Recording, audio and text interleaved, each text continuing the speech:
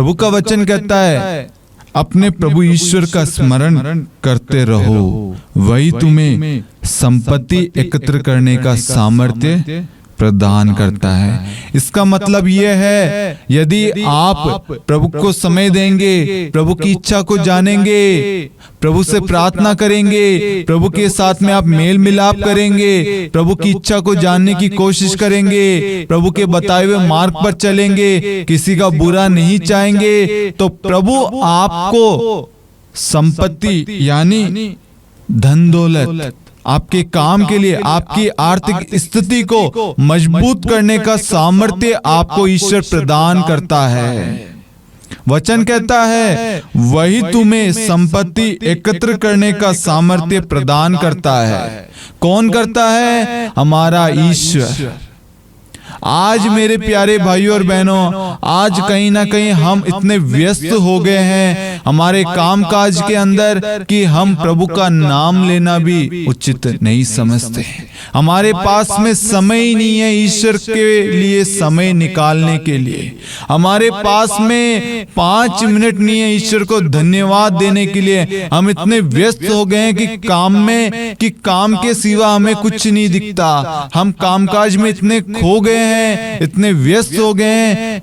जो प्रभु हमें आशीष देना चाहता है, आशीर्वाद देना चाहता है, वह हमारी उन्नति चाहता है, हमारी प्रगति चाहता है, हमें अपने वरदानों से भरना चाहता है, हमारे कामकाजों को ब्लेस करना चाहता है, हमारे परिवार को आशीर्वाद देना चाहता है।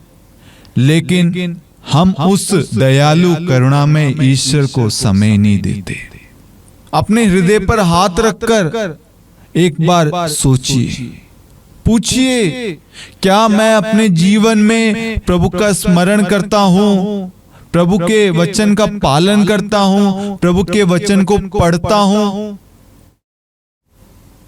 जब आप सच्चे मन से पूछेंगे तो आपको जवाब आएगा कि नहीं, उसमें कुछ ना कुछ कमी होगी। सच्चे मन से, आत्मा और सच्चाई से हम ईश्वर के प्रांगण में नहीं जाते होंगे, सच्चे मन से ईश्वर से प्रार्थना नहीं करते होंगे। हमारे मन में किसी ना किसी के प्रति बैर, ईर्ष्या, घृणा कार्य कर रही होगी। लेकिन मेरे प्यारे भाई और बहनों, वह प्रभु, वह दयालु ईश्वर, वह करुणामय ईश्वर हर एक व्यक्ति पर दया दिखाता है, करुणा दिखाता है। जब आप ईश्वर को समय नहीं देते हैं, ईश्वर को बड़ा दुख होता है।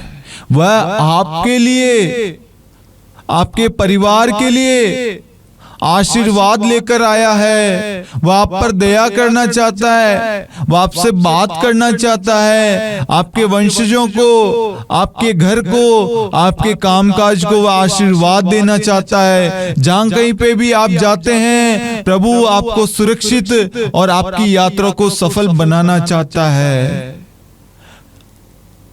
जब आप सुबह उठते हैं, प्रभु आपका वेट करता है कि मेरा बेटा मेरे पास आएगा। मेरे पास उस बेटे के लिए, उस बेटी के लिए एक योजना है मेरे मन में, मेरे हृदय में। मैं चाहता हूं मेरा बेटा खुश रहे, मैं चाहता हूं मेरा बेटा स्वस्थ रहे, मैं चाहता हूं मेरा बेटा खुश रहे, मैं चाहता हूं मेरा बेटा आशीर्वाद प्राप्त करे, उसे अपने जीवन में किसी प्रकार की कमी ना हो।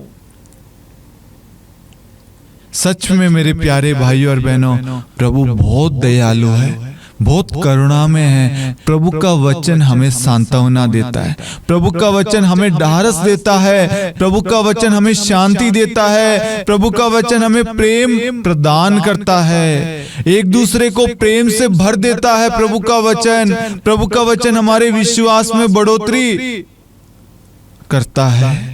प्रभु का वचन हमारे भरोसे को बढ़ाता है, हमें एक दूसरे को स्वीकार करने के लिए शक्ति देता है। क्योंकि वचन कहता है, जो मुझे बल प्रदान करता है, मैं उसकी सहायता से सब कुछ कर सकता हूँ।